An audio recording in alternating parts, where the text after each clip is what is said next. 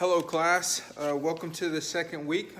I hope you had a great weekend, engaged in some self-care, did some fun things. If you're living here in the Falls Church, Northern Virginia area, it was an incredibly beautiful weekend. Not a whole lot to talk about, but I want to talk a little bit. First of all, I'm going to get to your discussion board intros this evening. I wanted to space out some time after a lot of grading so I could spend some time reading them, learning more about you, what your goals are, what your aspirations are, and hopefully finding out how I can be helpful in this class.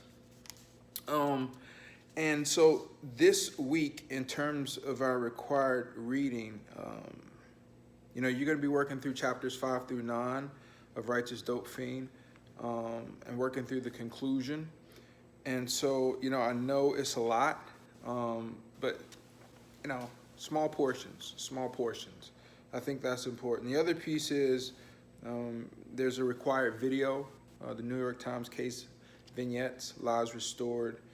It is a great piece.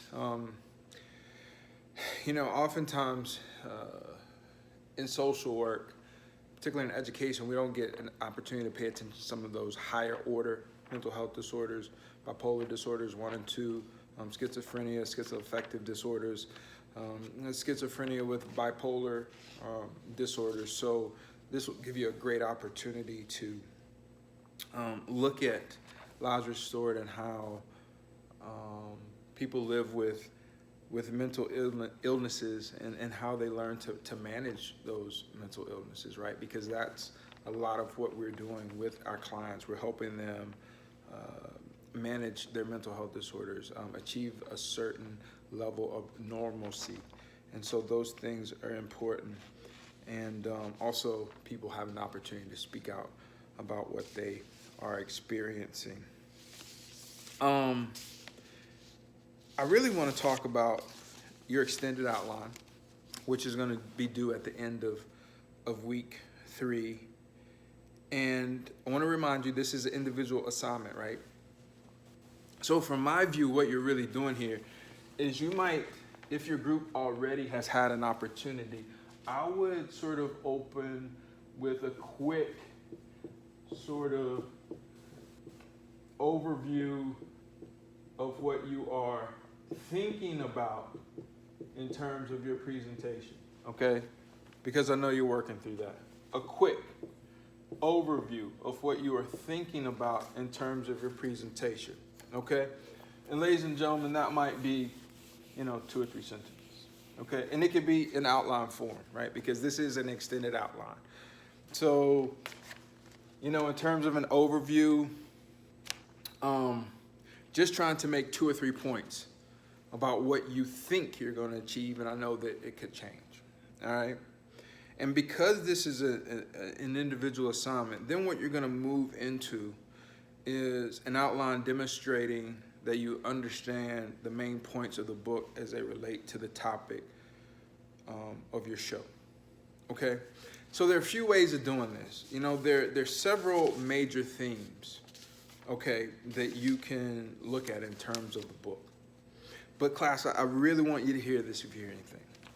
My thing as an instructor is that when we have a qualitative piece like Dope Fiend, that you take what you're reading in your textbooks and you apply it. Or you take what you're reading in your readings and you apply it. I can't underscore how important that is to me, okay? Because it demonstrates to me that you are taking this sort of case, if you will, and you're able to apply the concepts and the theories in our human behavior book and in other articles. And in this case, it would be other articles. So here's some themes that are in our other articles. We have poverty. We have violence. We have addictions. Now, these are things that are in your readings. So, maybe you're thinking that your presentation will cover some of these things: poverty, violence, and addictions, okay? Sometimes there's an intersection between a mental health disorder, substance abuse, and depression, which is another reading, okay? You see where I'm going with this? But then, you know, especially when we talk about things like the crack epidemic or the heroin epidemic, then we also start to talk about social inequality.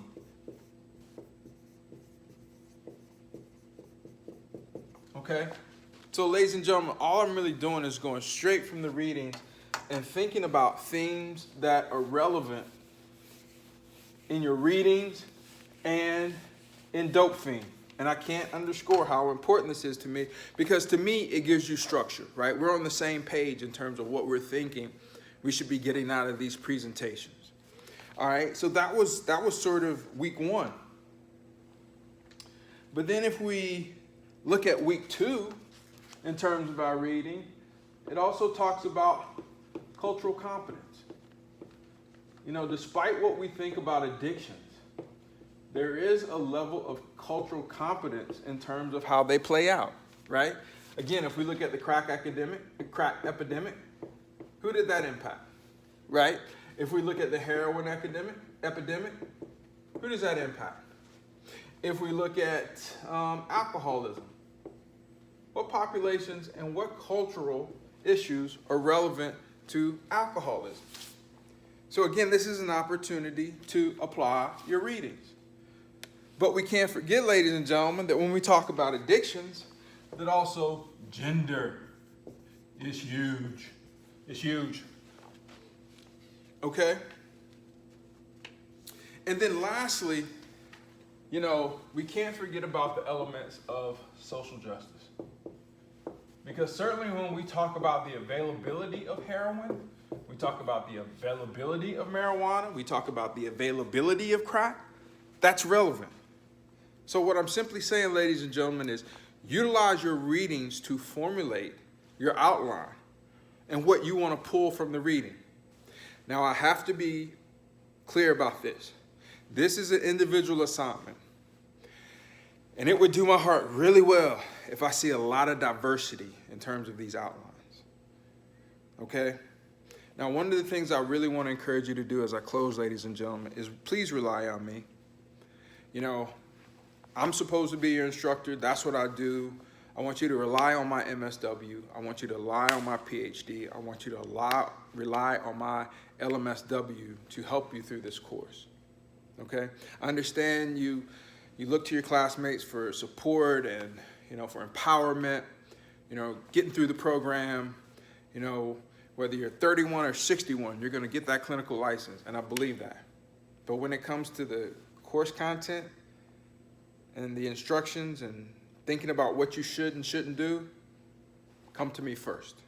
I'll make myself available via email, via office hours, via weekly video. I'm here, but I don't know what you don't know unless you let me know what you don't know. You know? So, look, I hope you had a great Monday. I hope you have a great rest of the week. If you've got some questions, let me know. But again, this is an outline. And as I see an outline, it's not just words. This may be a word in a sentence, a word in a sentence, a word in a sentence. The more you give me, the more I can give you back. Lastly, the instructions say at least 4 pages, right? So I'm thinking 4 double-spaced pages. Think about, in your extended outline, go ahead and include your in-text citations in your reference page. That'll get you off to a good start. It says you can do more, but let's keep it 4 to 6, just in case your group decides to change course with regard to your presentation. But again, applying the readings, even when we get to the Hutchinson, you know, Hutchinson starts really, because this is a lifespan course, and we're going to start with, you know, we're going to start at the very beginning and move through infancy and move through adolescence. There may be some content in Hutchinson coming up in weeks 4 and 5 that you're going to think about including in your work, like adolescence, right? When we think about substance use, when we think about it, social learning theory, right? Social exchange theory, right? Okay? So leave a little room to grow, all right? Look, I hope this was helpful. Hit me up and let me know. Let me know what I can do to be helpful. Like I said, I hope you had a great day.